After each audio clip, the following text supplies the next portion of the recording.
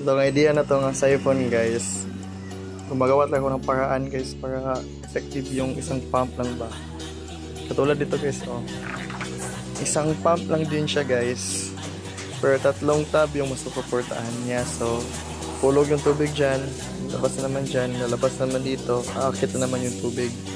Same din siya sa akin dito sa kabila guys. Mas madami tong pump dito. Isa lang yung pump pero mas madami yung aquarium. So, dyan yung daloy ng tubig guys. So, dito yung pump. Aakit yung tubig dyan. Aakit din mahuhulog dyan at mahuhulog dito. Dyan na naman. Hulog na naman dyan. At last, dito naman mahuhulog yan. So, yan lang yung setup ko guys. Sobrang cute ng setup ko. So, yan lang.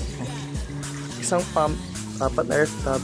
Doon na naman isang pump, 3 ref tub. At saka isang pump, 2 aquarium. Fish keeping guys.